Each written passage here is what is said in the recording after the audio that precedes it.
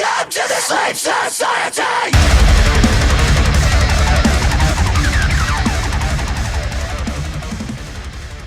Hi everyone, welcome back to CaliberTV. I'm Yasmin, here with Loz from While She Sleeps. Loz, you're here talking about your new album, Sleep Society. A lot of visuals, like music videos. I know for Nervous, you did like a little interview series on your Instagram, on Reels, where you talked about the song and the meaning behind it. I wondered, going into this, did you think it was going to be an audio-visual project, or is that kind of something that happened after?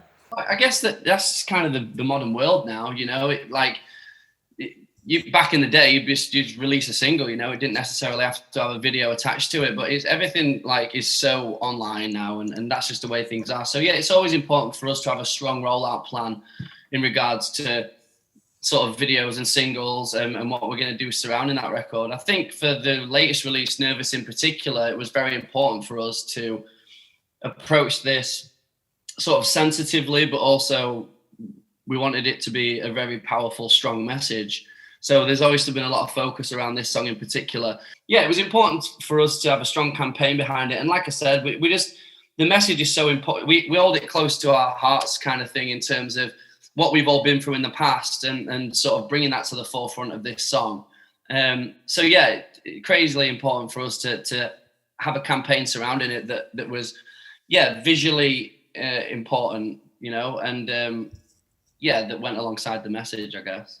You're right in the sense of like you have to think about everything now when you release a song. You got to think about how you're going to make it trend on TikTok. If you're going to do a dance, if 14-year-olds somewhere in the world are going to like it. Just do a floss on TikTok to promote the new record.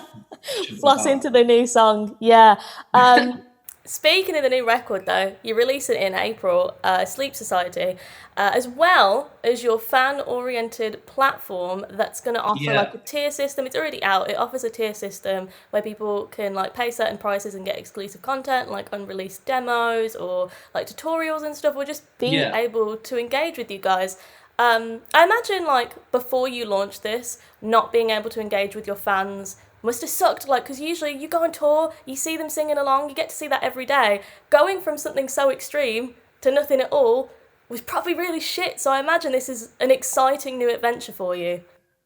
Yeah, well, I mean, like, in terms of our schedules and stuff like you say, not being able to, like, interact with fans, like, we cut an American tour short by about 5 or 6 shows, and that was California and Vegas. So that sucked because it was going to be probably the best time, and the weather was going to be a bit better. But like I said earlier, it must really suck for anyone that's tried to release a record in this time and not been able to tour it. And up to this point, we've been very lucky in the way that our schedule's kind of fallen in the right place.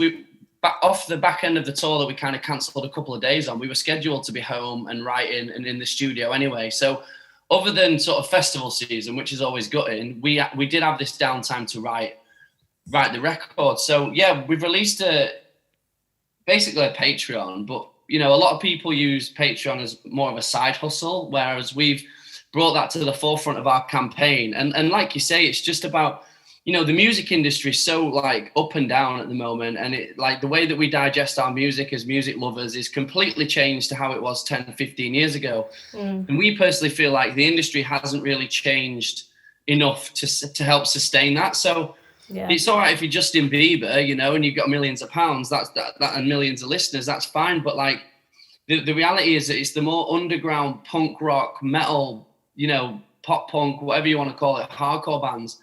They're the bands that are going to suffer because the demand is there, but they're the sort of underground sort of lifeblood of this whole scene. And that's where you see you see the scales a bit unbalanced in the way that, you know, the percentages go to different bands, stuff like that. So this whole campaign was about just outlining some of those issues we feel are happening in the music industry and taking it to our fan base and being like, look, the demand's there for us to be this band, but it doesn't always weigh up.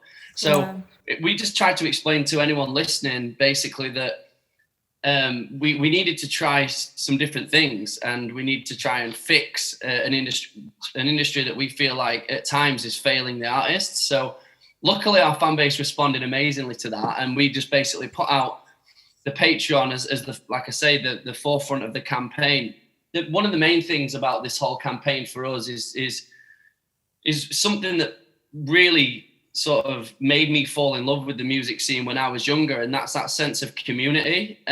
You know, when I was a kid with a Slipknot hoodie on, getting punched on the back of the school bus for listening to weird shit, you know what I mean? And like, but there was always a sense of community that went alongside the metal or rock community, like rock scene, which we loved. And this kind of just brings that back a little bit to that. Like, the people within the Sleep Society are directly helping us sustain this career, but they also get this like awesome community to be a part of, where there's so many different like things going on and tutorials and like just loads of extra like information and sort of benefits, if you like. So it's nice to have that core fan base there, like helping us to sustain it more. You know, if we're a band that matters to these people, then they're like almost like directly sustaining like the band, which is a crazy thing. And like I said, it's a great sense of community, and you know, we're learning so much from the people that are involved in that. And I think that like everyone that we speak to who's inside the Sleep Society is just absolutely loving it, saying there's like always things happening, and you know, it's interesting to be there. So it's working great so far. It's kind of like hanging out with your mates, but your mates are in a really famous band, but they just get to play you cool songs, and they're like, oh, do you want to listen to this thing we almost did 10 years ago? Here you go. Yeah, it's just a bit more FaceTime, you know, like sometimes on a Friday, you know, we'll just jump online with like, you know, the sort of Defiance members, like we've got different tiers within the society, and we'll just jump on and have a beer and have a chat about stuff. And in a way of like I explained before, the new single Nervous, like we've opened doors to just jump online and have chats with people. And we're not trying to be counselors in any way, but it's just nice to sort of break down that barrier. I think for While She Sleeps, we've always been that band that we want to like get rid of the smoke and mirrors, and you know, like, you know, there's rock and roll and, you know, there's mystery and all that. But really, we're just a bunch of dudes that want to play music to people that are listening and the people that want us to continue. So, yeah, for us, it's about dropping the smoke and mirrors, letting people in a bit more, and, and just kind of being the dudes next door that play in the band, you know? Yeah, just your local blokes in a band who are also a bit famous, but they're just blokes in a band. You raised a really good point there. And it's more to do with the album content. I'll jump back into the Sleep Society in a second. With the album content, like, I feel like you guys have always been really outspoken. And this album in particular is, I'm sure, motivated by the chaos going on in the world. It's no surprise to While She Sleeps fans that you're politically motivated and outspoken all the time, but the world's fucking depressing. It's depressing right now. And I'm sure I'm sick of doom scrolling and seeing every day, oh, here's another shit thing to cry about. I can't tell for you if it's a cathartic thing where you write about it because you can close the chapter and be like, okay, I've got that out of my system. Or if you then dwell on it and get a bit existential and even realise just how shit it is even more. Like, how do you navigate through that? I think the reality is that like everyone knows at times that the world is fucked and there's always things to hate upon or there are always things to dislike, but there's also a lot to sort of enjoy and be thankful for, I guess. I think for us, when you're angry young teenagers, you know, you want to be pissed off at stuff, and that's kind of how like the punk hardcore thing happened for us. You know, we just felt like if people listening to our band, we want to say something that feels important to us or feels important that we say it. You know, when I joined While She Sleeps in 2009, there was a lot of death metal going around, and it just felt like, you know, it felt overdone, and we felt like we wanted to talk about stuff that we'd actually experienced, stuff that was a bit more close to the heart, you know what I mean? Something that we can actually stand by. And I think that's where it's developed from. And yeah, you know, like, I think being in a metal band from the UK, I feel like naturally, like, we lean to sort of talking about politics at times, and then like what feels like the state of the world. But I think the ultimate goal for While She Sleeps is the unity side of things. So it's almost like no matter what shit you're going through, or no matter how shit things feel, that we're all united in this same thing together. So let's almost celebrate the fact that we are in it together, if you know what I mean. So that's kind of, we want to play like rock and metal, and we want to play heavy songs, but we also want to give out like a positive message, and hope that people can take from that like, yeah, everyone's suffering in some way, shape or form, or going through the shit, if you like, or like, you know, I think for me personally, it's very Yorkshire to look kind of down on stuff, you know. It's kind of where we're from and stuff like, and so it has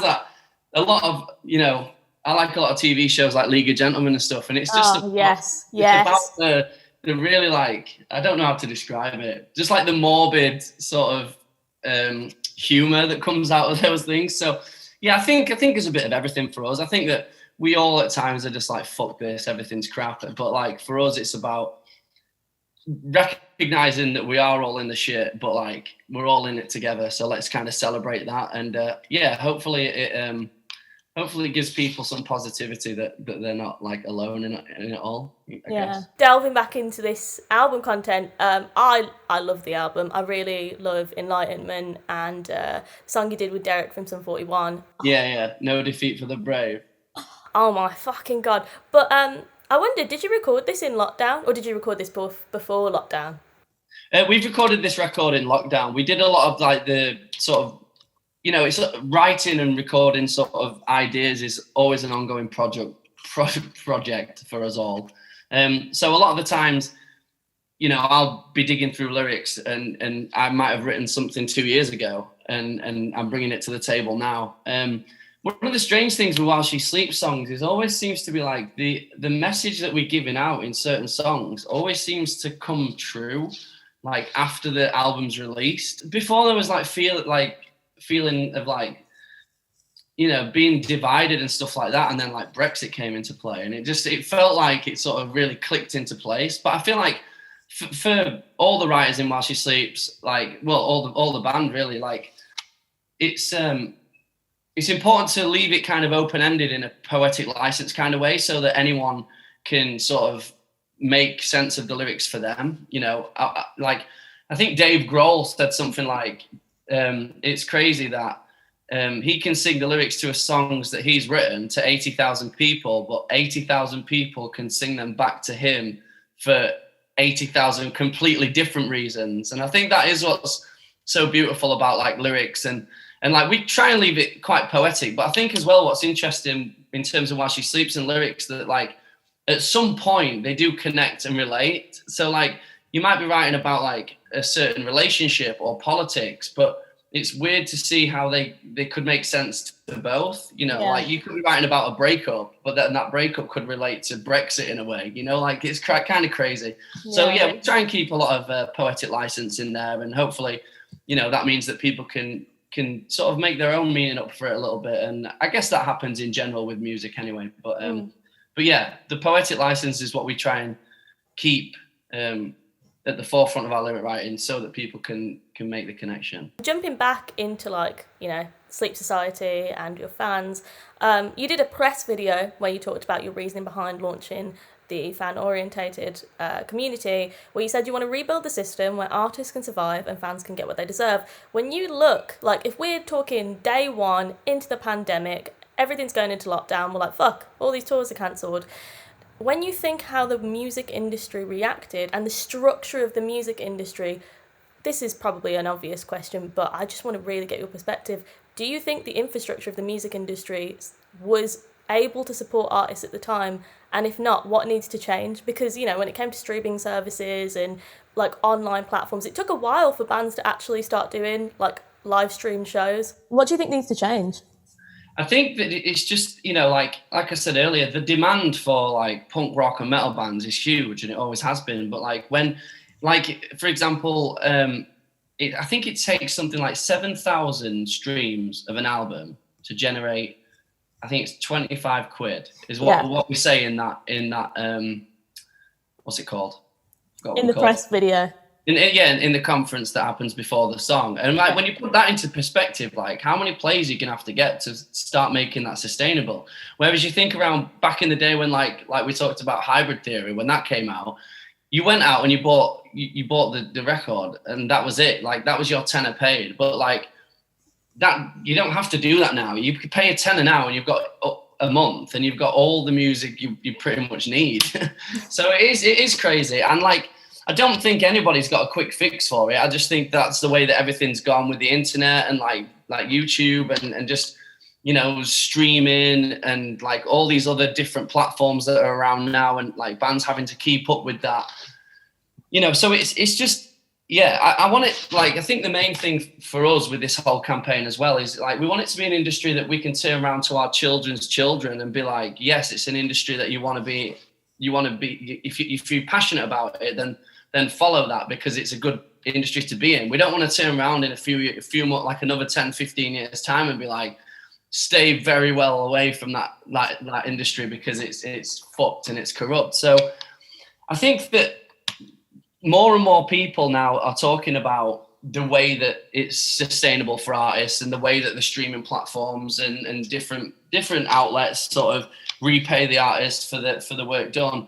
I think what we've done with this campaign is just, like I say, try and outline some of those difficulties for bands and help people that are like into music, like the general public, I would say. They kind of listen to Radio 1 or whatever, and then that's kind of it. They might hear a song on the radio they like, and then they go to Spotify and they play it. But like rock and metal fans are like fans of music. They like purposefully go and like search for new bands to listen to. And so it's a different way that we digest our music. And I think the way that we've just put it out there is just, look, like, it's all about trying to make it sustainable. If you've got your top 5 favorite bands, like, try and give them some focus, like maybe chip them a bit of coin every month extra so that they've got that in the bank so that they can then focus on what's important, which is the art. You know what I mean? Like, so many bands have basically got to turn into clothing brands now to be able to make the music side of things sustainable. So yeah.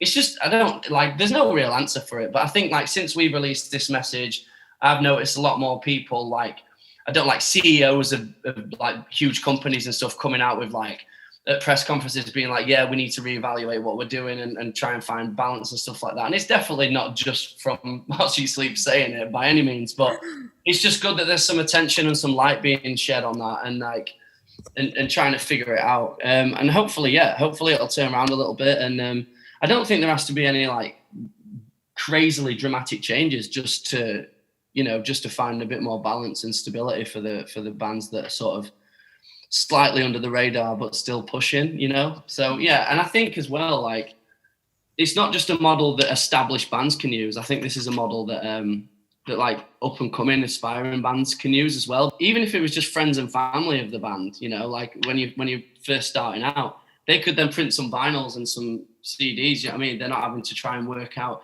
and then that could then, in the long run, maybe prevent them from signing a record deal that they're going to lose, and it's just about that, being clever about how you start the initial journey, because it can be the beginning, but it can also quickly be the end of a decent band or musician if they don't do the right things early on. So you worked with Simon Neil on this new song, and I'm pretty sure he just jumped on an Architect song as well. It's really nice. It's really nice to see the metal and rock world collab like that, and like people from all different bands jumping on everyone's songs. It feels like 2010 again, when everyone was just jumping on metalcore songs. That was fun. But I wonder, metal hasn't always been a really embracing pace for stuff like that. They've always been a bit resilient when it comes to rock and metal, and anybody, especially from pop and rap, coming into metal, God forbid that. Do you think it's important for metal to strive for, like, adapting and evolving, especially in this climate? For us, like, it's all about being able to step outside that metalcore box. Obviously our band was formed through the love of metalcore, and when I met the guys years back, before I was even in the band, we hung out and we just loved playing metalcore bands like Darkest Hour, Unearth, Killswitch Engage, As I Lay Dying.